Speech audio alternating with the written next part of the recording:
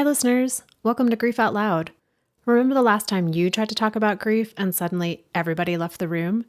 Grief Out Loud is opening up this often avoided conversation because grief is hard enough without having to go through it alone. We bring you a mix of personal stories, tips for supporting children, teens, and yourself, and interviews with professionals in the grief world.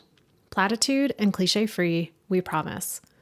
Grief Out Loud is hosted by me, Jana DeCristofaro, and produced by Dougy Center, the National Grief Center for Children and Families in Portland, Oregon.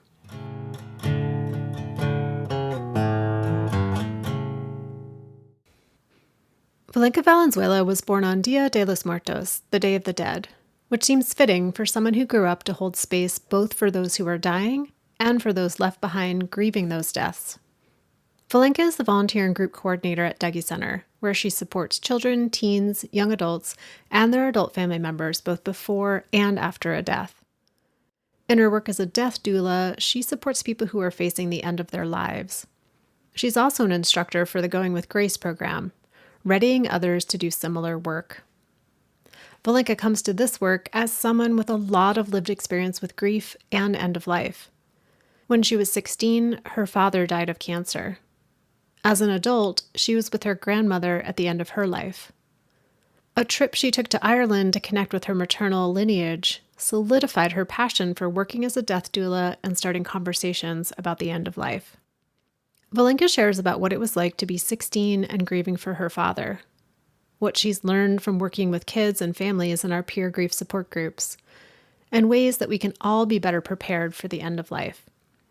Valenca is insightful, funny, and somehow finds a way to make talking about death engaging and even energizing. I'm really grateful to have her as my colleague at Dougy Center, and I hope you'll enjoy our conversation as much as I did. Valenca, thank you so much for coming on Grief Out Loud today. It's been a while since I've had another Dougy Center staff member as a guest, so I'm excited for our conversation. Thank you for having me, Jana. I'm so excited too. Could we start off just introduce yourself the way you would at one of our peer grief support groups at Dougy Center? Yeah. So my name is Valenca. I use she, her pronouns, and my dad died from cancer when I was 16. Tell us a little bit about your dad. My father was a Chicano who was born and raised in East LA. He led a pretty hard life. He came from severe poverty, and both of his parents had died when he was in childhood. And so he struggled in life. He struggled with alcoholism and lots of different types of addictions. And he actually spent a lot of time incarcerated throughout his life. So I spent my childhood actually visiting him in prison. And so that's kind of a big part of the story. He was incarcerated for selling drugs. And I would visit him every other Sunday. So we had a connection for sure. His life was complicated, but my love for him was not complicated. And we had a really affectionate and loving relationship. And then he got out of prison because he got for medical leave. He had cancer, and then he died a year and a half later. You mentioned that your dad had both of his parents die when he was a child. What did you learn about grief from him? Well, such an interesting question because I think about my own grief journey as a child, as a teenager as well. And I think about how I led with a lot of anger and apathy at the time. And I didn't know that that was grief.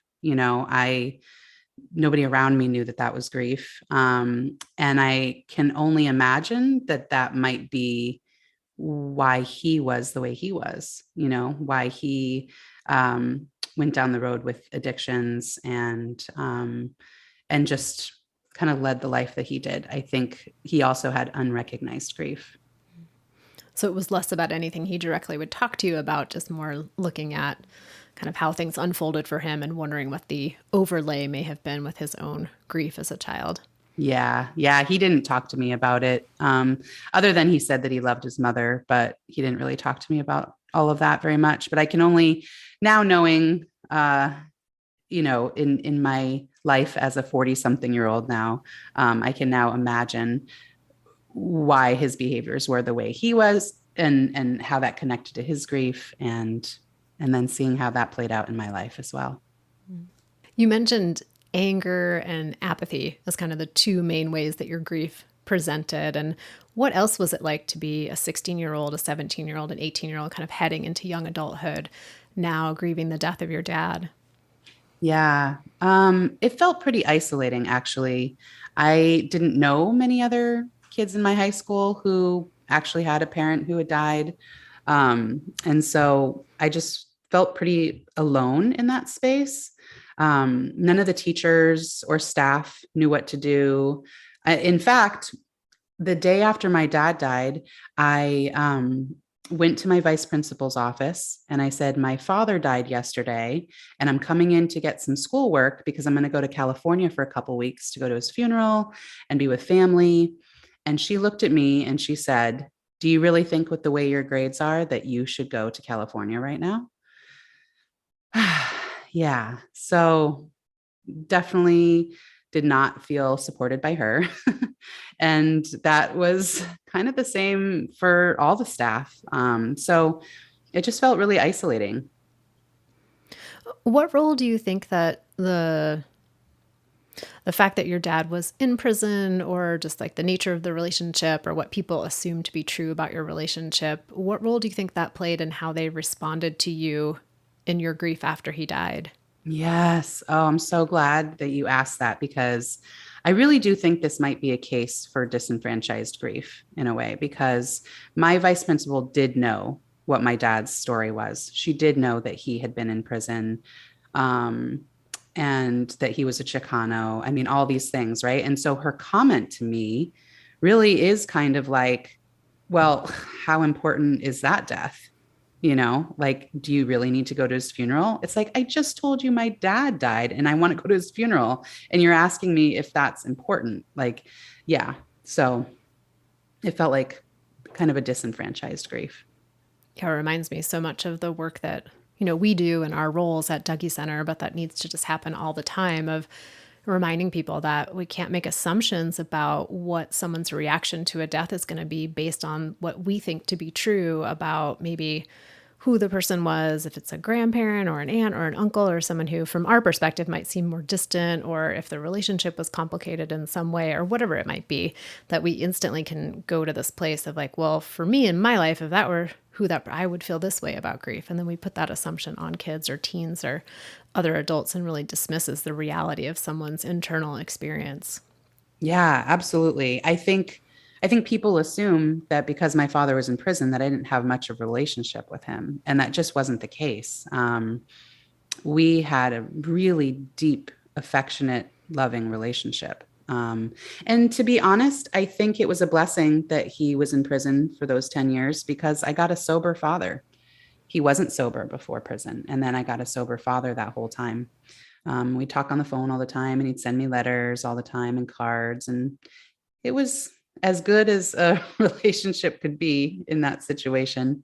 And I often say that I feel like I received more love from him than a lot of kids receive from dads that they're growing up in a house in a quote unquote normal way, you Mm-hmm. know? So, All things that we don't know if we don't take a moment to pause and ask what someone's relationship is like. yeah, exactly. So, Valenca, when you started as a volunteer at Dougy Center, which was 13, how many years ago? I think 13 years ago is when I'd start. Yeah, 2009. So, you volunteered primarily in our group for kids and families who have had someone die of a violent death. And I'm just curious, of like 10 plus years of being with those families, what did you learn from them about grief? Hmm. It's interesting with that group, because I feel like grief and trauma can be so intricately woven. Not only do those families come in and grieve the death of this human, they're also now navigating their sense of safety in the world.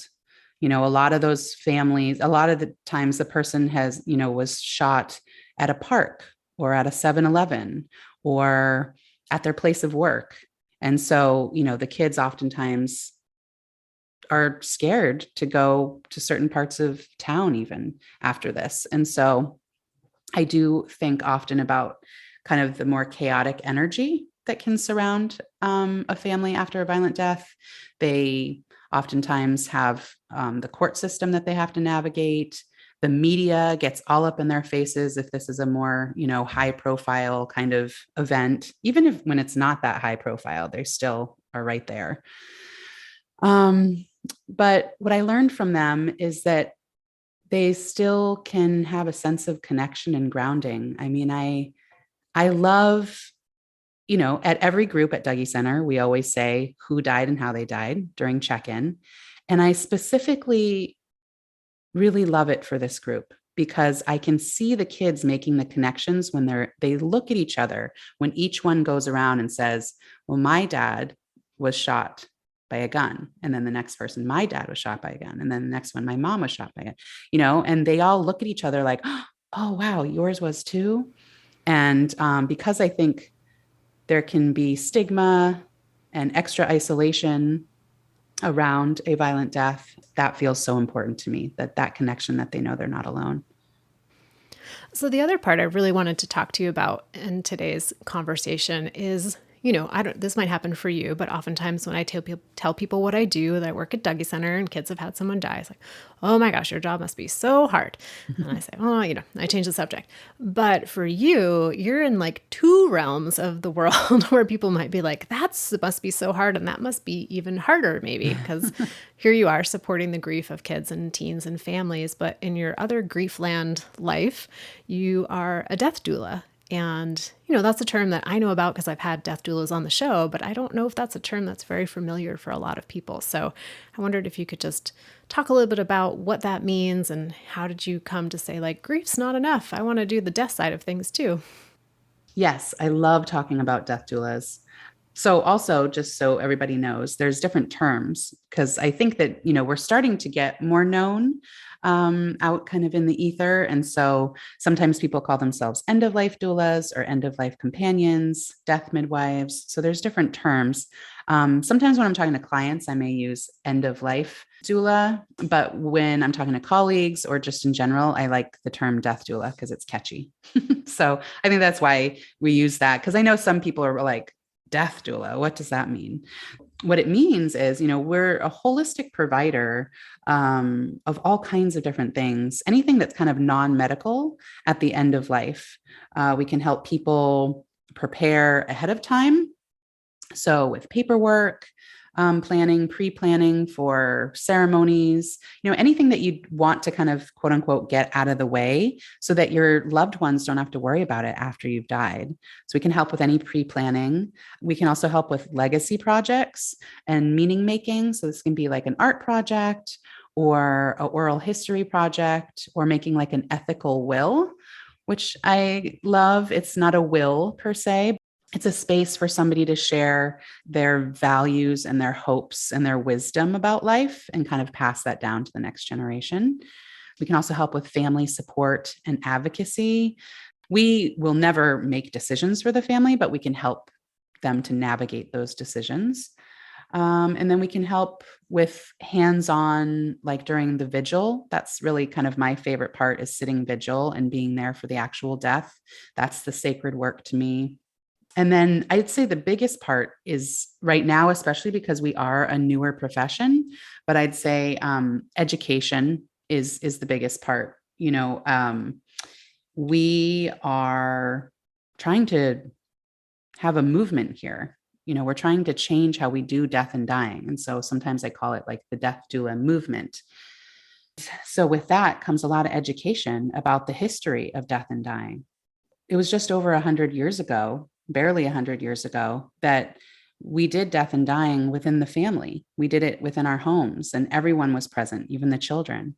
And it was like a little bit after the Industrial Revolution that the funeral industry and medical industry started kind of booming. And so it put death and dying into the hands of the quote unquote professionals and out of the hands of the families.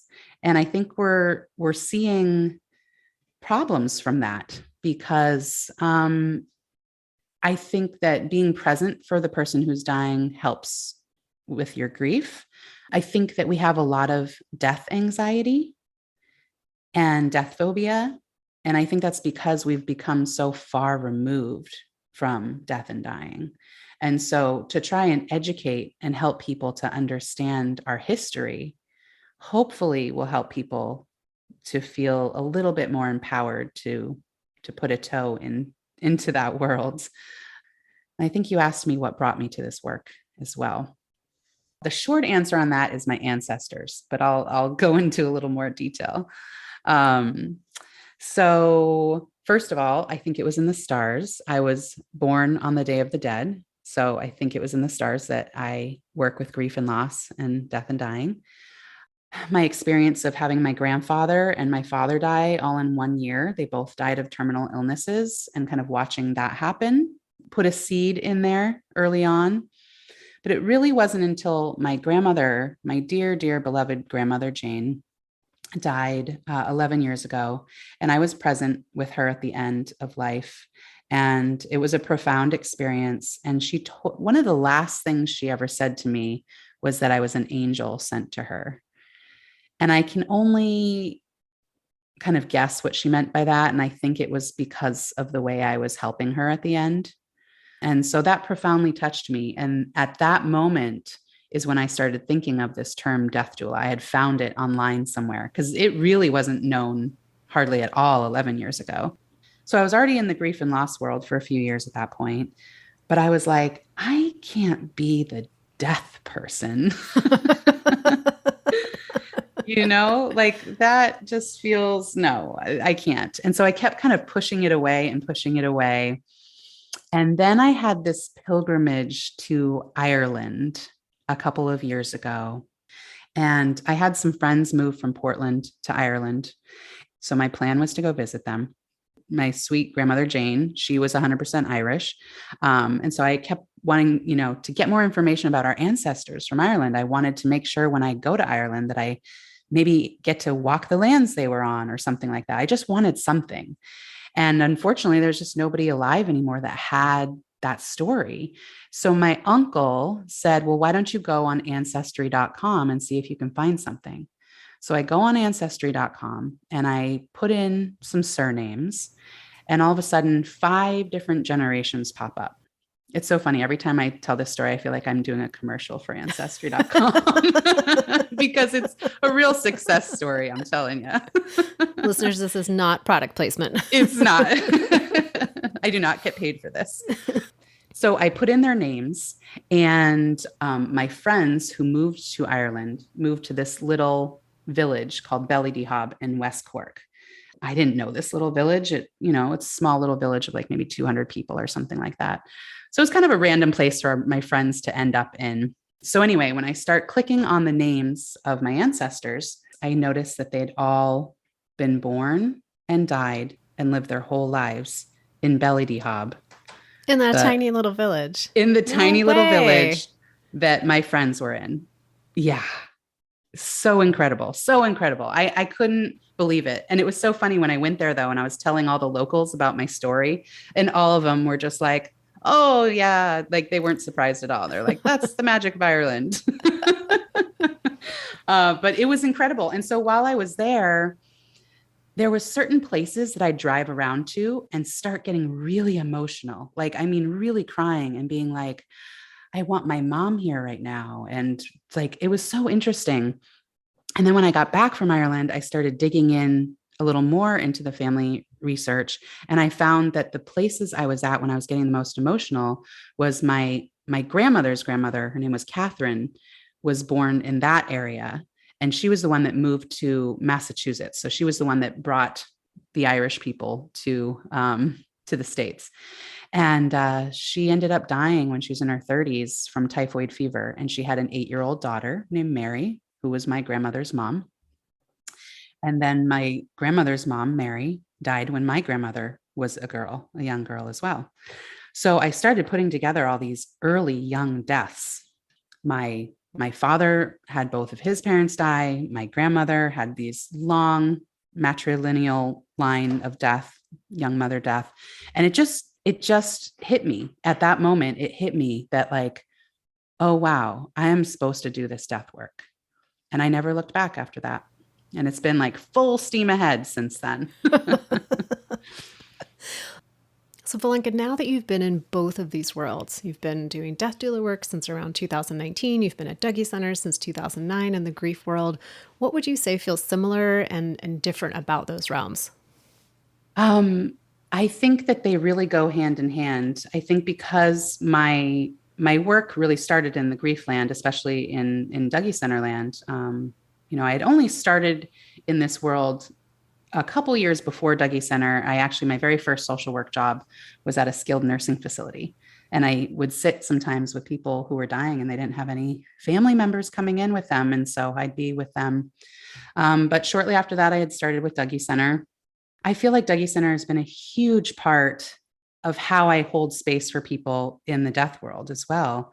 Learning the skill of reflection, which is a huge part of the Dougy Center, has been so wonderful in being able to hold the space in the death world, right? So when you reflect, even just like simple reflections of mirroring what somebody's saying, they feel so seen and heard.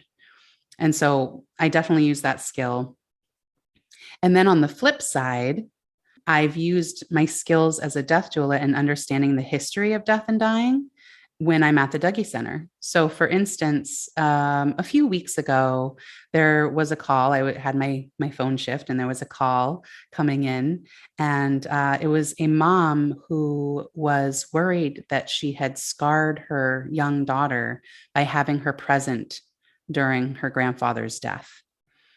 And I mean, this mom was really worried. Both the parents were really worried. And after she described what was happening for the daughter, it to me definitely felt like a normal child grieving, having that experience. And so I explained to her this kind of history of death and dying, the one that I just explained to you a few minutes ago about how it used to be in the hands of the family and not in the hands of the professionals, and that children were present all the time.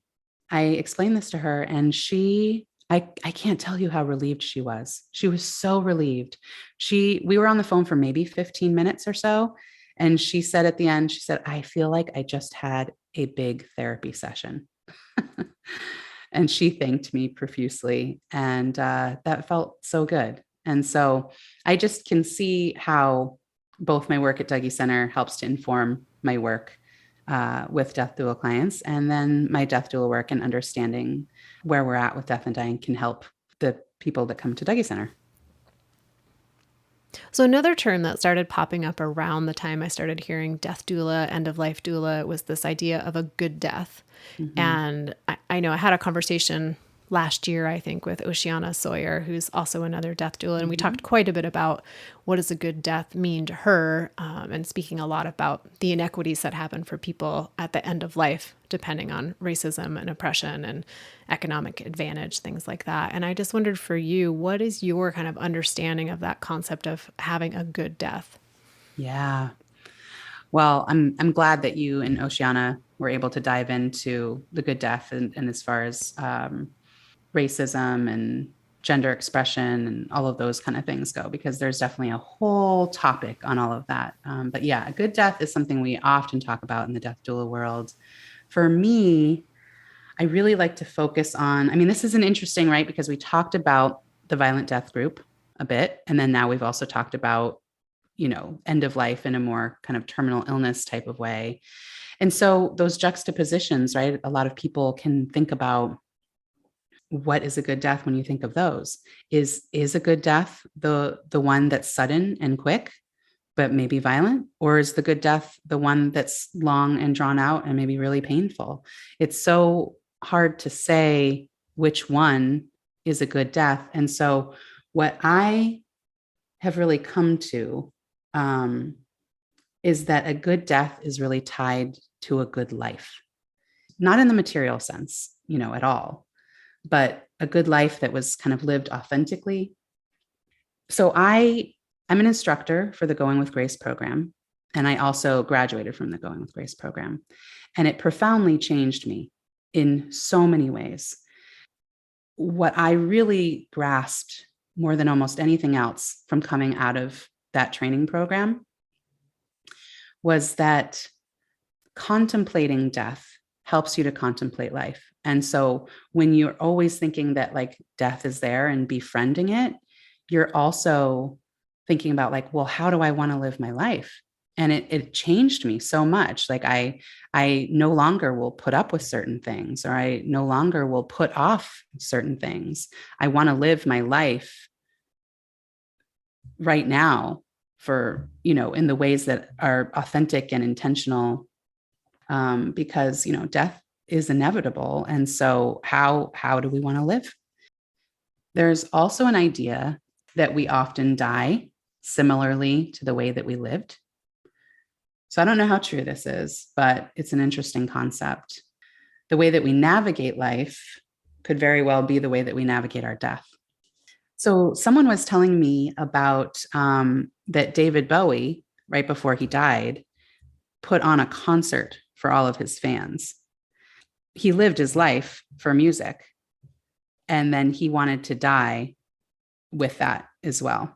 I also think about like my beloved hero or heroine, Frida Kahlo, who in her dying year, she spent most of her life in bed because she'd had polio and she had an awful accident that had crippled her. And that's where a lot of her artwork came from.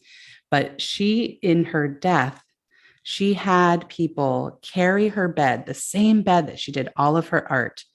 And they had this big kind of art gallery event, and they carried her while she was in the bed around the art gallery. So for one last time. That's kind of the concept for me, is like, are you living your life authentically and intentionally? And will that also be the way that you look at your death? And to me, that's a good death.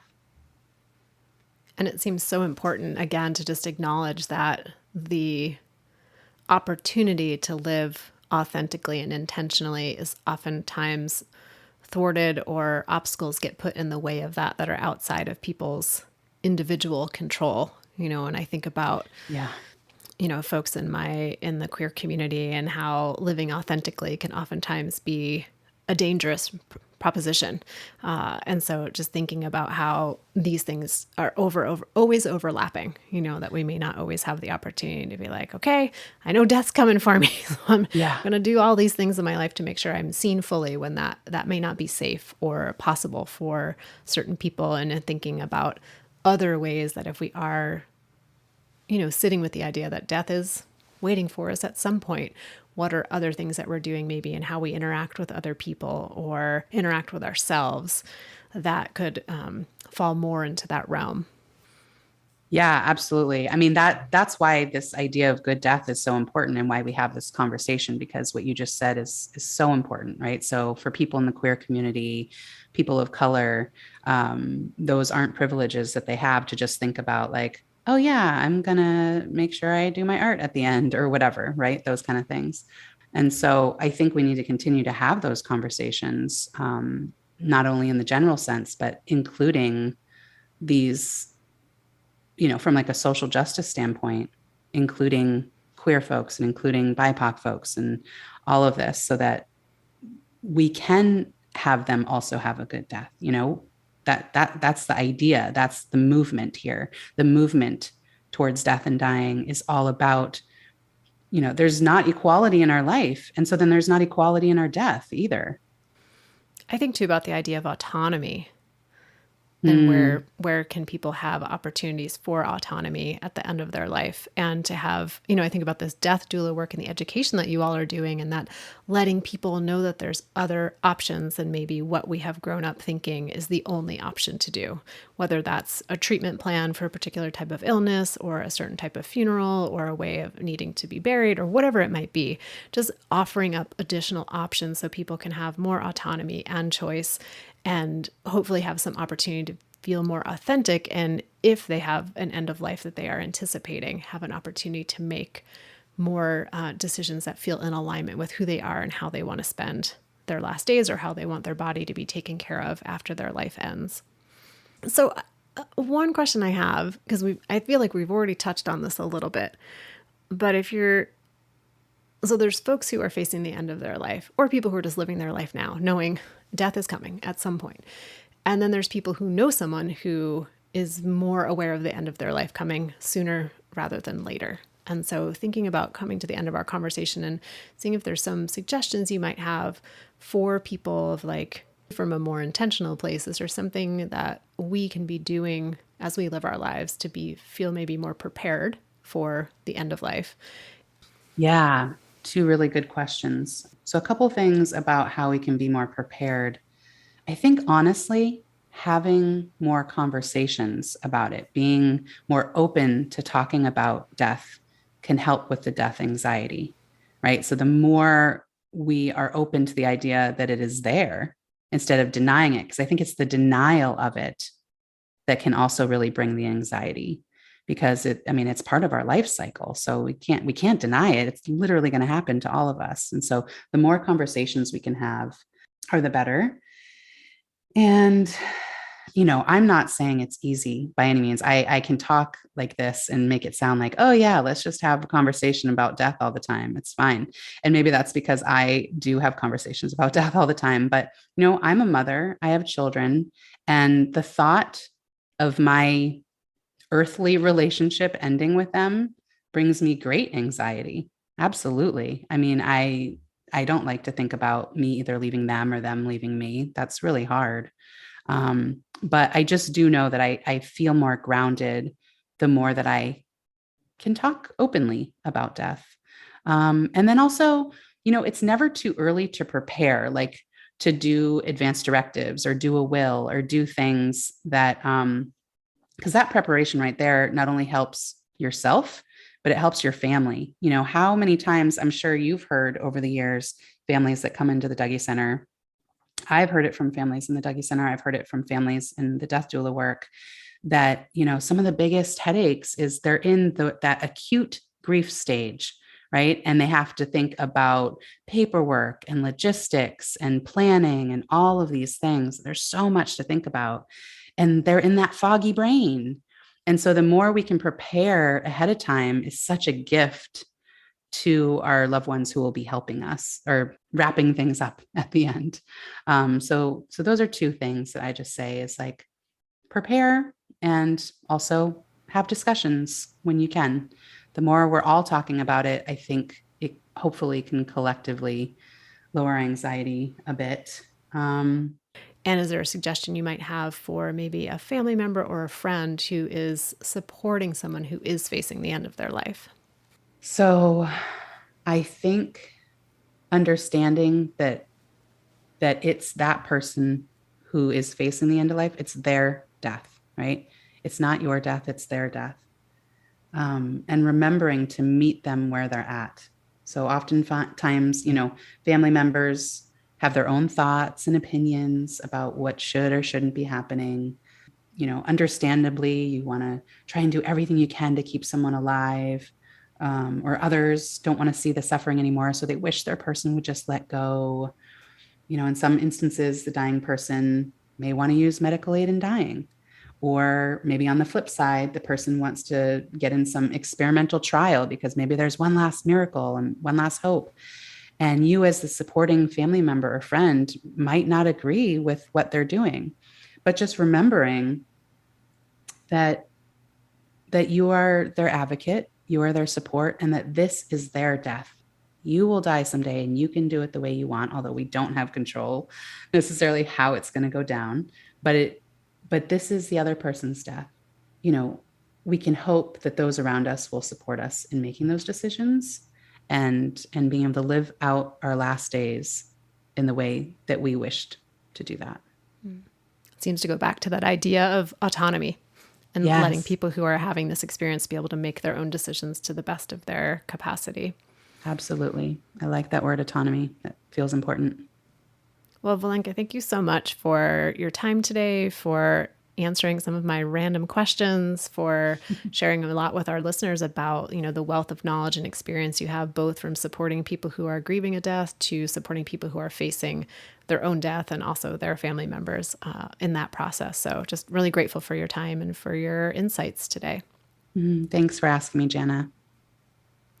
And listeners out there, each and every time, I thank you for being part of our community, because this show would not mean anything if you weren't out there tuning in. So appreciate the times that you share an episode with friends or family, or if you reach out to me, which you can reach me at griefoutloud@dougy.org. I'd love to hear from you and what the show might mean to you. Dougy is also our website where you can find all of our free resources. We have tip sheets, activity sheets. We also have a bookstore with other resources, and it's where you'll find all of the past episodes of Grief Out Loud. And I'm also excited to share with you that this podcast is sponsored in part by the Chester Stephan Endowment Fund. So thanks again for listening, and we hope you'll join us again next time.